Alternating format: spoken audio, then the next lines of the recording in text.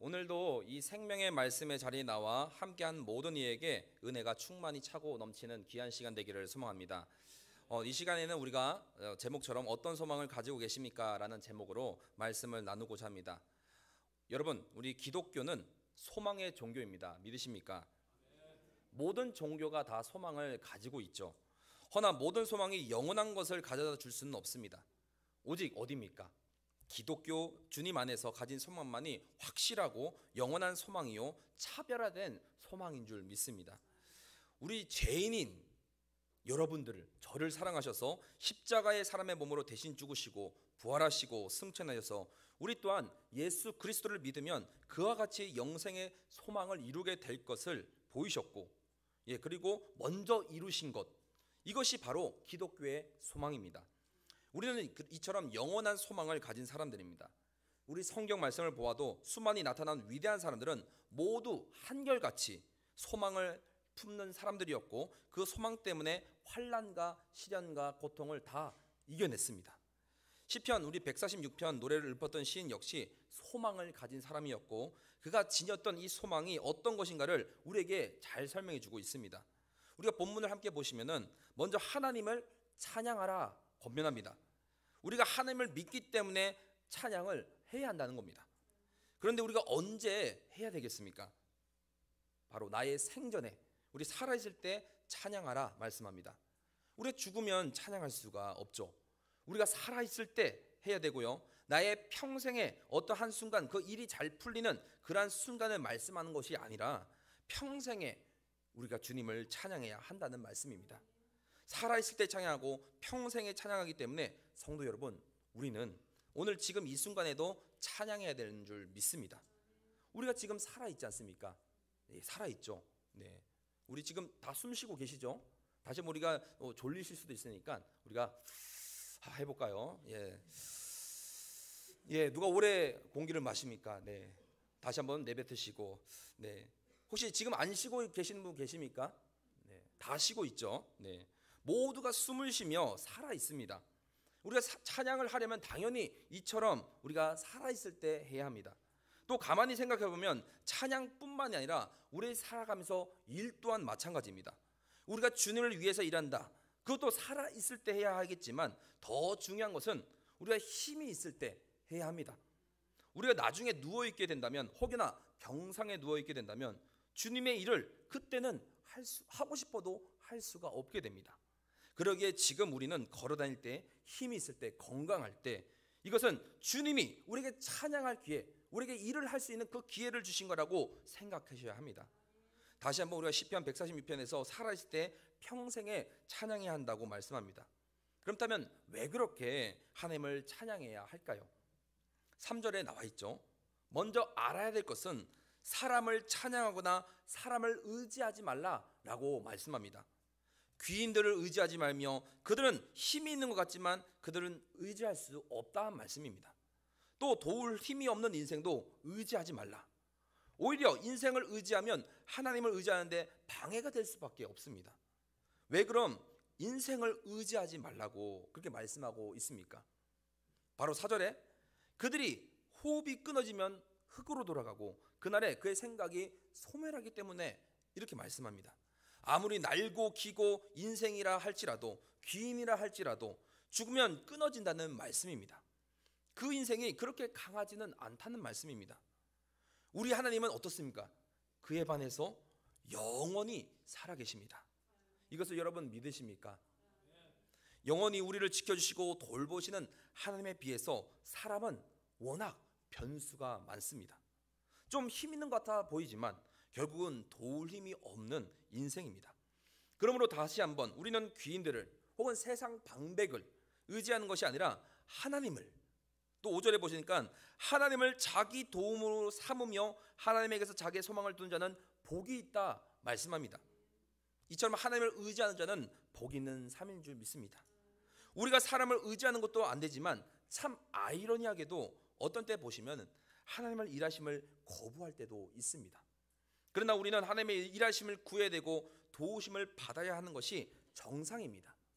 정상이면 당연히 이렇게 살아가야 합니다. 우리는 하나님의 사람이기 때문입니다. 그래서 우리는 다른 말 할 것도 없이 그분께 소망을 두어야 될 줄 믿습니다. 그래서 이 시간 우리가 세 종류의 소망을 두는 사람을 살펴보고자 하는데요. 먼저 자신에게 소망을 두는 사람이 있습니다. 우리 누가복음 5장 5절을 보시면 시몬이 대답하여 가로되 선생이여 우리들이 밤에 맞도록 수고를 하였으되 얻은 것은 없지만은 말씀에 의지하여 내가 그물을 내리리이다. 아멘. 우리가 다 아시다시피 베드로는 자신의 일에 열심히 있었던 사람이었습니다. 어렸을 때부터 어부로 잔뼈로 굵은 그 사람이었죠. 그리고 이 날도 밤이 맞도록 고기를 잡기 위해 수고를 해야만 했습니다. 야고보와 요한이라는 사람들과 같이 동업을 했죠. 그러나 자신의 뜻대로 되지 않았다는 겁니다. 그래서 좌절을 하고 또 한계를 부딪히게 됩니다. 우리 어느 외국계의 은행에 잘 나갔던 그런 지점장이 있었다고 합니다. 30대의 지점장이니 아주 성공한 사람이지 않겠습니까? 그것도 해당 은행에서 두 번째로 큰 지점의 지점장이었습니다. 그런데 그가 스스로 목숨을 끊게 됩니다. 은행을 위해 열심히 일한 결과로 너무 많은 것을 잃어버렸기 때문입니다.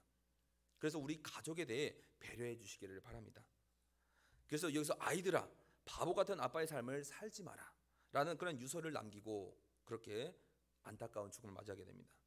대학 졸업 후 스펙을 쌓아가며 취업에 성공하고 12년간 모든 열정과 시간을 다 바쳤지만 이랬지만 아직 성공의 날이 창창한 그 나이에 명예퇴직을 제의받고는 고민하다가 그렇게 죽음의 길을 선택하게 되었다는 겁니다.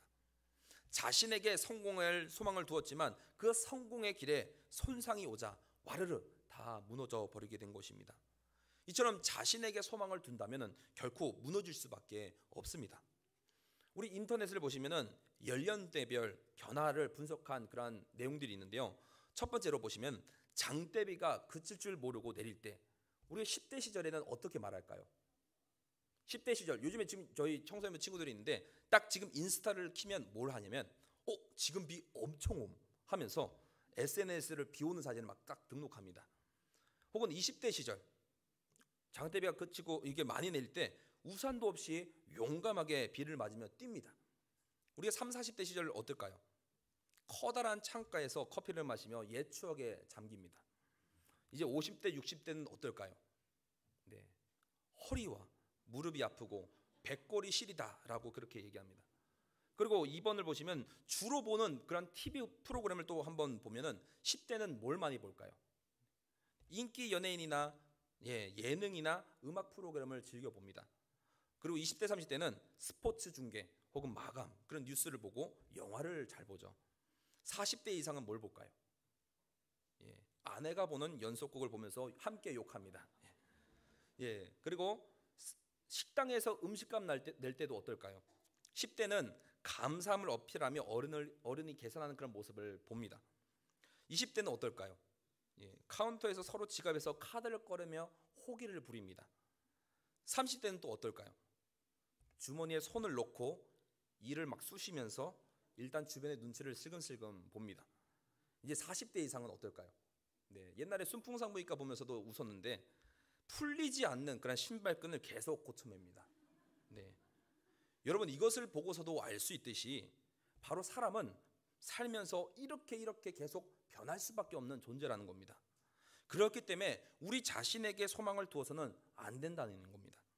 우리는 그렇게 강한 존재가 될 수가 없습니다. 사울 왕도 그랬고 다윗 왕도 그랬고 솔로몬도 그랬습니다. 선줄로 생각하고 잠시 교만했을 때 무너진 사람들입니다. 평민의 신분에서 왕이 되었고 범인의 수준에서 천재 중에 천재가 된 사람들이지만 여지없이 다 넘어진 사람들입니다. 우리가 그래서 전도서 12장 1절에는 잘 아시죠? 너는 청년의 때 곧 곤도한 날이 이르기 전 나는 아무 낙이 없다고 할 해가 가깝기 전에 너희 창조자를 기억하라. 힘이 넘치는 청년의 때라도 우리의 소망이 나 자신에 있으면 안 된다는 말씀입니다. 함께 있을 때 우리는 더 하나님을 아는 것에 또 더 열심히 하나님을 위해 일을 해야 합니다. 또한 우리는 이미 아담의 죄로 인해서 우리가 우리 자신에게 소망을 둘 만큼 완전할 수가 없다는 겁니다. 그 다음으로 우리가 환경에 소망을 두는 사람들이 있습니다. 사람은 환경의 영향을 안 받을 수가 없습니다. 환경에 누구보다도 많은 영향을 받으며 살아갑니다. 제가 환경에 영향을 받는 사람인 것을 처음 느낀 것은 바로 첫 해외 여행이었을 때입니다. 제가 첫 해외 여행을 홍콩이라는 곳을 25살 때 처음 가봤거든요. 근데 해외에 도착하자 저는 그러한 생각을 하게 됩니다.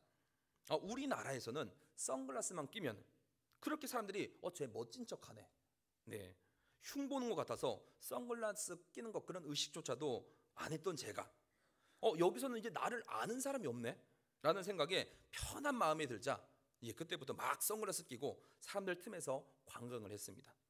사람을 의식하지 않고 무엇을 하더라도 어떤 것을 하더라도 저를 신경 쓰지 않는 그 흐름 속에서 자유를 만끽했던 적이 있었습니다. 그래서 신학생이라고 해서 자유를 만끽했다고 하니까 오해의 소지가 있을까 봐 말씀드리는데, 하루에 저는 2만 보 이상씩 걸으면서 관광을 다니는 그런 건전한 여행을 했었습니다. 네, 이처럼 사람이 누구와 함께 있느냐에 따라 중요하고 어느 환경에 처해 있는가도 중요하고 또 어떤 환경에서 자랐는지도 참 중요합니다. 우리가 어떤 신방을 갔는데 그 집에 어린 손주가 있습니다. 근데 여기저기 막 몸을 두드리는 겁니다. 두드리며 아이고 허리 쑤셔, 다리 쑤셔, 머리 쑤셔 이렇게 하더랍니다. 어디가 아픈가 해서 이게 독특하게 쳐다보니까 그 아이는 부모님이 일하러 나갈 때에 늘 팔다리 허리가 쑤신 할머니와 함께 했기 때문에 그 할머니의 그런 말투나 그런 것을 습득했기 때문에 그렇게 되었다는 거더라고요. 그래서 우리가 맹모 삼천지교라는 말을 잘 아시죠? 맹자가 어렸을 때 묘지 가까운 곳에서 사니까 날마다 장례식 흉내, 그래서 시장 근처로 옮겼으니까 그는 그곳에 매일 장사를 하는 그런 흉내를 내고, 또 그래서 글방 근처로 옮겼더니 글을 읽는 그런 흉내를 내었다고 한다는 그런 이야기입니다. 이렇게 환경은 궁극적으로 우리가 의지할 대상이 아니라는 것을 잘 보여주고 있습니다. 왜냐하면 환경은 변하면 그만이기 때문입니다. 그래서 성경을 보면 환경에 의지해서 버림받은 사람이 있습니다. 바로 솔로몬이죠. 솔로몬은 하나님으로부터 참으로 많은 것을 부여받았습니다. 엄청난 부와 명예를 누리고 정치며 경제며 국방며 모든 면에 탁월한 그런 통치를 했던 왕이었습니다. 솔로몬 시대에 은이 얼마나 많았는지 길거리에 돌처럼 은이 흔했다는 그런 이야기도 있습니다.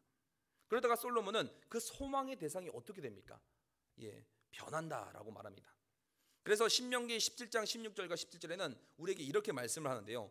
왕이 된 자는 병마를 많이 두지 말 것이요, 아내를 많이 두어 그 마음이 미혹되게 말 것이며 은금을 자기를 위하여 많이 쌓지 말 것이니라, 이렇게 라고 했는데, 솔로몬은 이 세 가지를 어떻게 합니까? 다 범하게 됩니다. 환경을 소망을 두는 왕이 되어버렸고, 나중에는 그래서 헛되고 헛되며 모든 것이 헛되더라 그렇게 고백하는 왕이 되었습니다. 이렇게 우리는 이 세상의 헛된 부귀 영예를 누리려고 해서는 안 된다는 말씀입니다. 그 사실을 우리는 솔로몬 통해서 반면교사 삼을 수 있기를 바랍니다. 오직 영원한 천국 소망을 품고 나아가야 한다는 사실을 다시 한번 기억하는 이 시간 되기를 소망합니다. 마지막으로 이제 하나님께 소망을 두는 사람입니다. 이거야말로 당연히 정답이지 않겠습니까? 우리는 하나님께 소망을 두는 사람이 되어야 됩니다. 그분만이 우리의 창조주시고 온 우주 만물을 통치하시고 다스리시고 주관하시는 만유의 주 우리 하나님이십니다. 그분께 소망을 두는 사람은 걱정, 근심, 어려움이 있을 수가 없다는 거죠. 본문 146편 5절에 야곱의 하나님으로 자기 도움을 삼으며 여호와 자기 하나님에게서 그 소망을 두는 자는 복이 있도다 라고 말씀합니다. 5절 내용을 우리가 잠시 한번 또 보시면 하나님으로 자기의 도움을 삼습니다. 하나님께 소망을 두는 사람은 자신에게나 환경에서가 아니라 하나님에게서 도움을 얻는 삶을 산다는 겁니다. 그런데 우리가 다시 한번 보시면 시편 기자가 왜 아브라함의 하나님도 아니고 이삭의 하나님도 있는데 왜 야곱의 하나님이라고 이야기했을까요? 궁금하지 않으십니까? 잘 보시면 야곱의 상황과 환경은 이 믿음의 계보를 이어갈 수 없는 대입니다. 일단 장자도 아니었죠. 장자도 아니고 이삭의 많은 재산을 물려받은 것도 아니었고, 그저 외삼촌이 하자는 대로만 해야만 아내인 라헬을 얻을 수가 있었다는 겁니다. 그리고 야복 강가에서 브니엘의 땅에서 하나님과 씨름하여 이겼지만 허벅다리를 절게 되었습니다. 그러나 야곱의 이러한 상황과 환경 가운데 일하신 하나님께서는 야곱을 통해서 어떻게 합니까? 믿음의 계보가 이어지게 하십니다. 하나님을 향해 믿음과 소망을 가진 자, 야곱이 장자인 에서를 제치고 믿음의 대를 이어나가게 되었다는 겁니다. 이러한 야곱의 하나님을 자기의 도움으로 삼으라, 이렇게 말씀하고 있는 겁니다. 산다는 것이 황홀하다라는 이것을 지은 저자 다하라 요네코라는 사람이 있습니다. 일본의 여성인데요, 그녀는 18세의 나이에 어린 나이에 어머니의 그런 죽음을 경험하게 됩니다. 이로 인해 인생의 공허감, 허무, 외로움, 불안, 두려움을 경험하고 산다는 것, 이거 자체가 그에게는 참으로 많은 고통이었습니다. 그러던 어느 날 요네코는 달리는 그런 기차에 자신의 몸을 던집니다. 6시간의 긴 수술을 통해서 목숨은 건질 수 있었지만 요네코는 죽지 못하고 살아난 것에 육체의 고통보다도 더 컸다는 겁니다. 두 다리와 한 팔을 잃고 남은 한 손도 손가락이 셋만 남게 되었다는 겁니다. 그러한 그녀에게 운명을 밟고 만난 만남, 바로 주님을 만나게 되었습니다.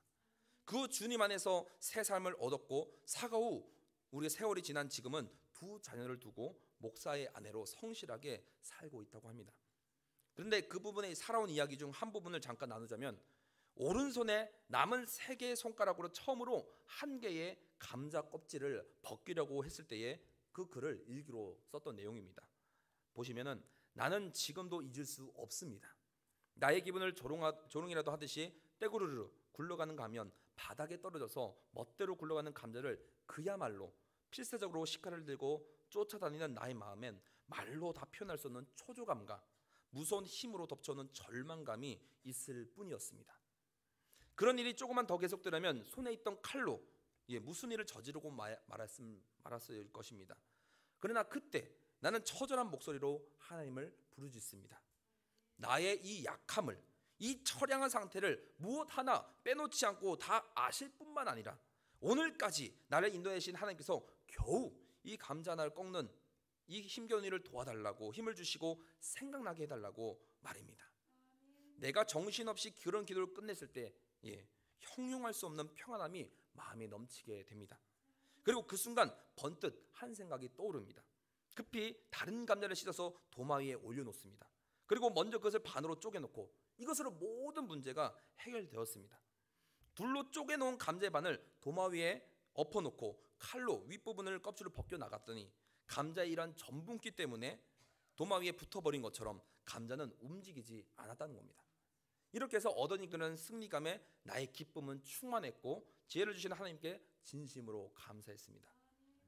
이처럼 다하라의 요네코는 하나님께 소망을 두는 사람이라는 겁니다. 그래서 환경과 자신의 상황이 아닌 하나님의 도움을 구하는 그런 구원을 구하고 얻는 그런 믿음의 사람이 되었다는 겁니다. 그래서 성도 여러분, 하나님 안에 있는 자에게는 절망은 없을 수밖에 없습니다.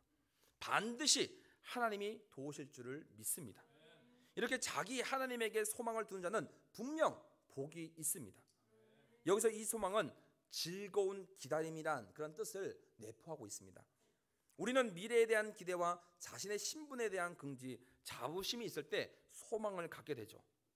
대부분 사람들은 남들이 자기를 대단치 않게 생각할까 봐 전전긍긍하고 있습니다. 그러나 믿는 사람들은 그럴 필요가 없습니다. 하나님의 아들이 이 세상에 오셔서 사랑하는 자들에게 배신을 당하고 무지한 로마 병자들에게 매를 맞고 가시관을 쓰시고 살인 강도들과 똑같은 대우를 받고 십자가에 못 박고 죽었으나 한마디의 불평도 하지 않으신 것이 바로 자신이 누구인가를 분명히 알았기 때문입니다.